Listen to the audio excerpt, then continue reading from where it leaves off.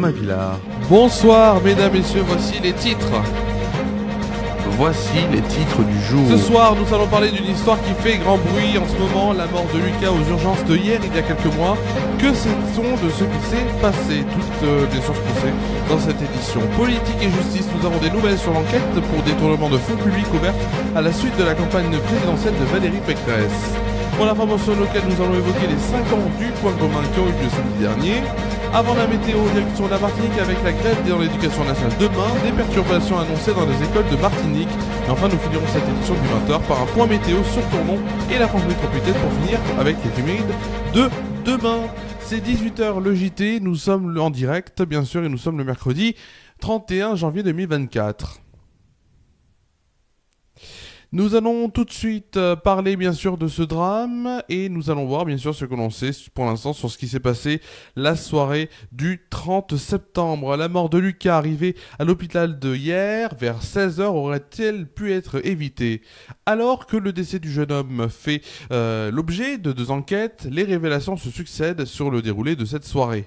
Dans la nuit du 30 septembre au 1er octobre 2023, Lucas, un jeune homme de 25 ans, a été admis à l'hôpital de Hyères dans le Var, mais après avoir attendu près d'une dizaine d'heures, comme l'avait révélé Mediapart, Lucas est mort dans des suites d'une septicémie dans les urgences. Le jeune homme s'était rendu aux urgences après avoir été pris de vomissements, de fièvre et de douleurs aux côtes et aux poumons. Il était arrivé vers 16h.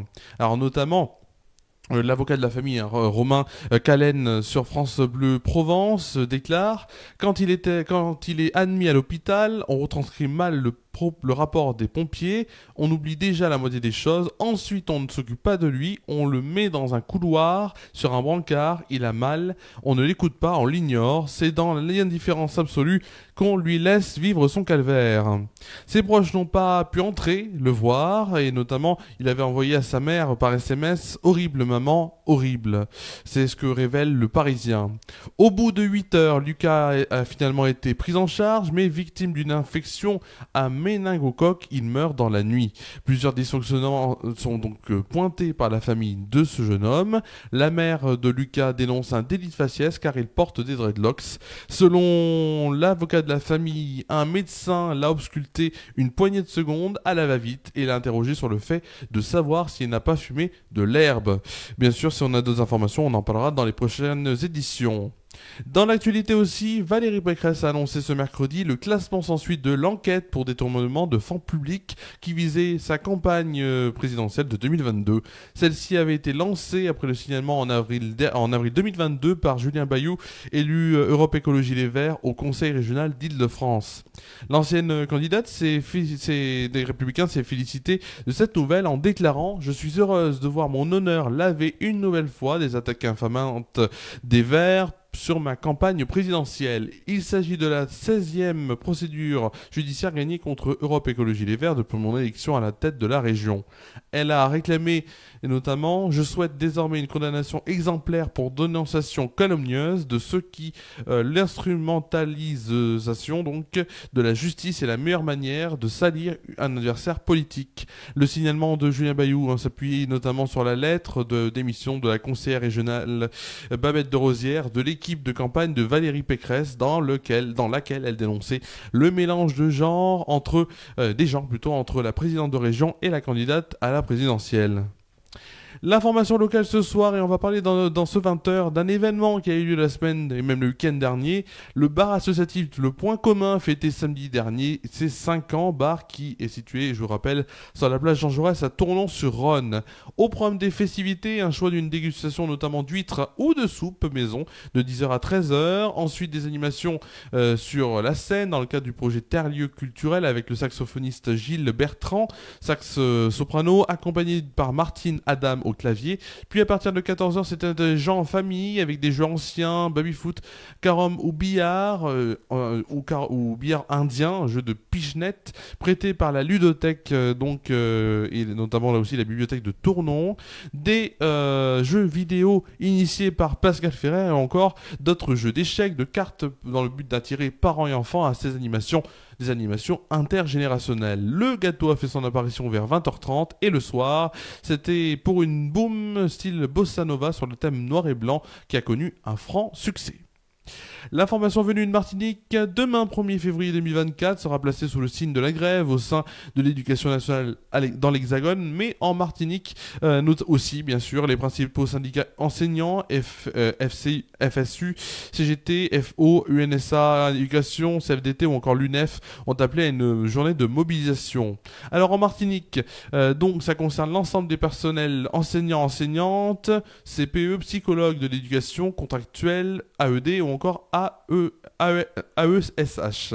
Les syndicats militent contre les suppressions de postes dans l'académie, 55 dans le premier degré et 60 dans le second degré, pour exiger le respect et la reconnaissance de ces personnels, pour exiger aussi une véritable revalorisation salariale, pour protester contre les propos méprisants et dénigrants qu'a tenu, ou qu'aurait de moins que les syndicats disent que la ministre de l'Éducation nationale a tenu, pour exiger aussi des moyens conséquents pour l'inclusion, la création et l'augmentation des capacités d'accueil en Ulysse, IMS, CMPP ou encore ITEP pour accompagner les élèves à besoins éducatifs particuliers et pour un renforcement de la formation et la création d'un véritable statut pour les personnels AESH accompagnant donc des élèves en situation de handicap.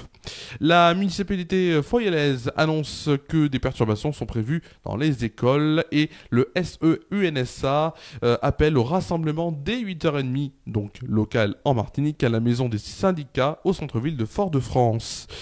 C'est la fin des informations générales et on va tout de suite aller ensemble voir le temps qu'il fera demain et c'est tout de suite la météo.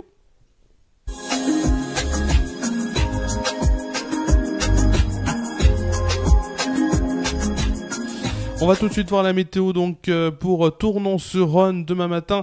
Un ciel très nuageux sera présent, 8 degrés de moyenne demain matin. Pour l'après-midi, on sera sur un statu quo, toujours d'un ciel très nuageux, 12 degrés de moyenne et un pic à 13 degrés est attendu. Passons tout de suite à la France métropolitaine avec pour demain matin une perturbation qui apporte des nuages et quelques pluies faibles du bassin parisien aux frontières du nord. Les brouillards sont fréquents au sud-ouest alors que le soleil domine près de la Méditerranée. Les températures restent élevées et bien au-dessus des normales. Allez, on va tout de suite voir les températures. Demain matin, en moyenne dans les grandes villes, 6 degrés à Dijon, Limoges, Lyon, Toulouse et Nice, 8 degrés pour Troyes, Bourges, Montélimar et Ajaccio, 10 degrés pour Paris, Rennes, Nantes et La Rochelle. Pour le plus froid, il fera 4 degrés à Biarritz et pour le plus chaud, 11 degrés à Perpignan. Pour demain après-midi, c'est important. Pour demain après-midi donc, la perturbation donne encore un peu de pluie, donc du centre au nord-est. Des éclaircies reviennent de la Normandie au Nord-Pas-de-Calais, à l'arrière de la perturbation, près de l'Atlantique et dans le sud-ouest. Les nuages sont nombreux mais sans pluie. Le soleil voilé domine au sud-est dans une grande douceur. Pour les températures donc, 9 degrés pour Cherbourg, Charleville-Mézières, Lille, Limoges et Lyon.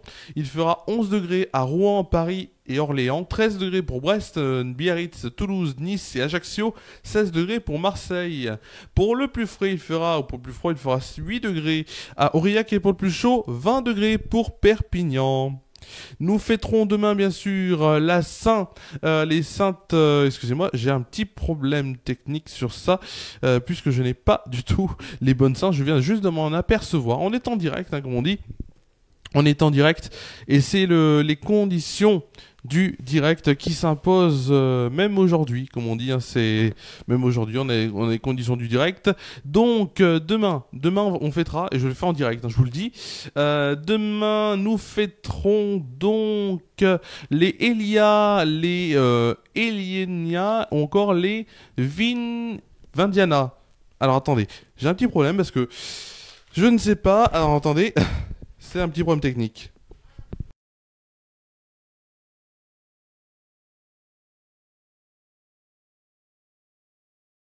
Édition du direct. Donc je disais, voilà, le soleil se lèvera à 8h21, se couchera à 17h47, on gagnera 3 minutes de soleil, et les deux dictons pour demain, si je les ai, c'est mieux, oui, les deux dictons pour demain, à la Saint-Ignace, l'eau est de glace, encore la veille de la Chandeleur, l'hiver se passe ou prend vigueur. Voilà, c'était la fin de la météo assez chaotique, et avec l'éphéméride assez chaotique, et tout de suite c'est la fin de cette météo.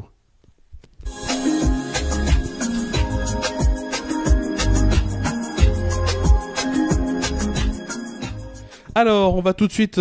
Ah, c'est bon? Oui. Donc, je disais qu'on va bientôt se quitter. On était en direct, un direct assez chaotique sur la fin, mais c'est comme ça, c'est FR News. Des fois, ça bug, des fois, ça marche. Sur FR News, donc demain, peut-être en direct ou en enregistré, l'émission 18h, le JT à 18h sur FR News depuis Coudekerque-Branche, où je serai. Mardi, l'émission hebdomadaire Bienvenue chez Romain sera de retour sur Déclic Radio 101.1 sur la bande FM et Déclic Radio sur déclicradio.fr sur Internet, et qui reviendra sans doute en direct de Paris, si ça marche, mais ça devrait marcher, en direct de Paris, et peut-être en vidéo sur le Facebook des FR News. Voilà, c'était tout ce que j'avais à vous dire. Merci à vous d'avoir suivi cette première édition de la semaine. On se retrouve donc demain, peut-être en direct à 18h, à Coudekerque-Branche pour le 18h le JT, sinon ce sera en enregistré, mais toujours à 18h, toujours depuis Coudekerque-Branche. Je vous souhaite de passer une très bonne soirée, une très belle nuit, un très bon jeudi, c'est important. Prenez soin de vous et de vos proches, et on se dit à demain sur FR News pour 18h, le JT. À demain.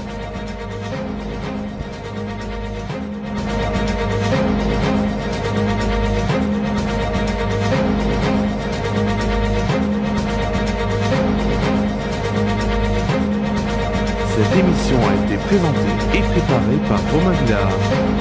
Cette édition est à retrouver sur les chaînes Facebook et YouTube des FR News.